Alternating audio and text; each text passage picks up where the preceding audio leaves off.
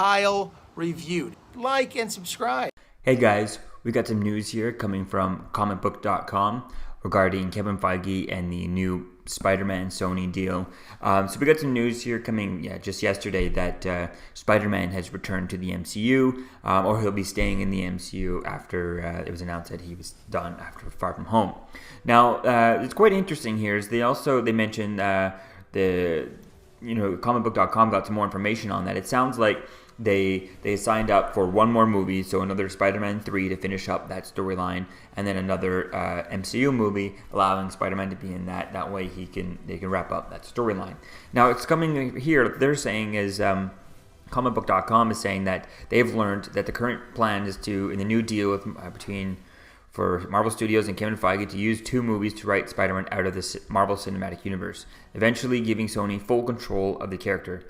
One of the two films will be a third Spider-Man solo entry, while the second will likely be a team-up of some kind. So probably something like Endgame or Infinity War, things like that. Now, there's no Avengers movie on the horizon or listed or anything like that, but they could always add one at some point. So we'll have to wait and see as to where things kind of go with this. We do have Doctor Strange into the multiverse, or Multiverse of Madness.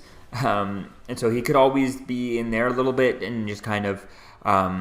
maybe he uses that to kind of disappear. They literally send him through a portal so he can go back to Sony. And then if they ever wanted to, he could open up another portal and jump back. Kind of something like the way they have Supergirl coming over into the Flash and Arrow universe, how she has to jump through portals all the time. They might do something like that. I feel like that's a bit kind of cliche to do that, but we'll have to wait and see as to where things go. They also talk about here, they have a statement from Kevin Feige for when it came out Friday when it was announced that Spider-Man is coming back. They're getting in to do more of him. I'm thrilled that Spidey's journey in the MCU will continue, and I and all of us at Marvel Studios are very excited that we get to keep working on it.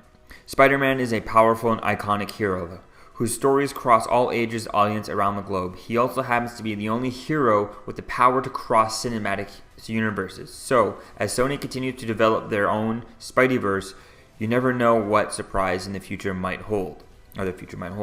So that is interesting to me. Now, it gets me disappointed when they say that, he's coming back for one more movie or two more movies. I get disappointed because we don't want him to leave the MCU at all, Not one more movie, 20 more movies, 100 more movies with Tom Holland as Spider-Man, in the MCU only. Now, if they made this new deal, we'll have to wait and see. Now, so far, there's only two movies that he's getting. I think that's what's left on Tom Holland's contract, too, at the same time. So we'll have to wait and see as to where things kind of go with that.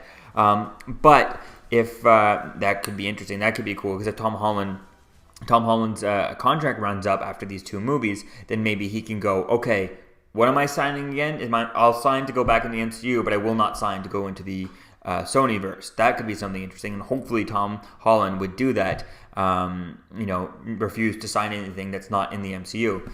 That would be awesome. Who knows? Maybe Sony will probably pay him a lot more. They'll probably be like, okay, but we'd offer you like triple what you were making over there because you're the biggest star we have at Sony. So we'll have to wait and see as to where things kind of go. Hopefully after these two things, if that's it for Tom Holland, like his current contract, hopefully he can refuse to sign anything that's outside of MCU. I think that would be the smart thing on his part. But at the end of the day, if they offer him a crap ton of money, they might offer him something that he can't refuse, right? So we'll have to wait and see as to where things kind of go with this. This statement here from Kevin Feige gets me kind of interested. It's just kind of like, who knows what this might mean, and then maybe they're going to open some possibilities here to allowing Spider-Man to be in both the Marvel Cinematic Universe and the MCU and the Sony stuff, or somehow kind of taking the Venom universe, because it's so far it's the only one they have, and maybe putting that into the MCU, because Venom so far hasn't done anything to say whether or not that it couldn't be in the MCU. There's so many movies that happen, things that happen in the Marvel Cinematic Universe that saying that the Avengers haven't heard of what happened in the Venom movie is possible because so much stuff has gone on. Now, we'll have to wait and see as to where things go with the movies after Endgame, because that would have to affect the entire cinematic universe. And if they decide to take the Sony Spider-Man movies and put them in the MCU, allowing Kevin Feige to go over and help with that, then I think that could be quite interesting. That could be okay. I would prefer to not have that and just have everything all at Marvel. Let Marvel make every single movie. But if Kevin Feige goes over with Tom Holland to make a Venom 2 and have Tom Holland's Spider-Man in there in the MCU, then it could be okay as long as Kevin Feige's involved. We'll have to wait and see as to where things go with this. I mean, if Spider-Man 3 hits $2 billion or something like that, then this whole thing could get changed up and they could continue to make, Spider-Man 4, 5, 6 and continue, right?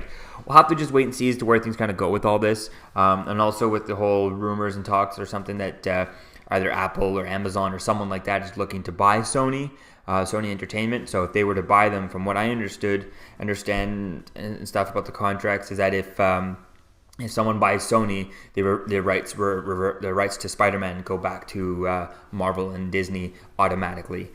So that could be interesting there. We'll have to wait and see as to how things go with that. Maybe in the middle of that'll happen, and then it's like, oh, who cares? They can just continue doing whatever they want with Spider-Man. But, if they end up if Sony ends up saying, okay, we'll agree to your decision as long as you take our Sony movies and you allow Kevin Feige to come over and help us with these so that they can be in the MCU. We're allowed to make MCU movies with our Spider-Man characters. If that's what they did, then it's like, okay, but Kevin Feige needs to be in charge, needs to be involved with those movies, and not just kind of, okay, here, use Spider-Man, I got my own stuff. But now with Kevin Feige doing Star Wars and Marvel, and then potentially, if he were to do the Sony Spider-Man stuff, that starts to be a lot of stuff that he's kind of pulling himself thin on, because Sony is not going to just do Venom movies. They're going to do Venom movies, they're going to do Morbius movies, they're going to do, they're going to try and do as many stuff as they can to try and keep themselves afloat, right? So we'll have to wait and see as to where things kind of go with all this. I'm kind of disappointed. Like, yeah, he's back and I'm excited for that, but for one movie, that's not enough. We need to see him permanently in there. So this is why I want to call up, hoping that Tom Holland, after these 2 movies, which I think is his end of his contract, hopefully he can refuse to sign anything that's not inside of the MCU. Hopefully he'll do that, and hopefully because that's what the fans would really love him to do that. Because I think at this point, he should be able to get other things outside the MCU.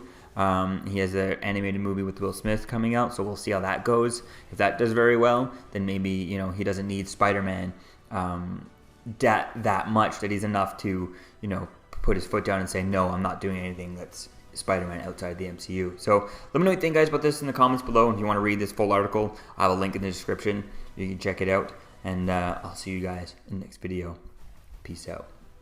Okay, Kyle has a YouTube channel called Kyle Reviewed. It's about Marvel and DC.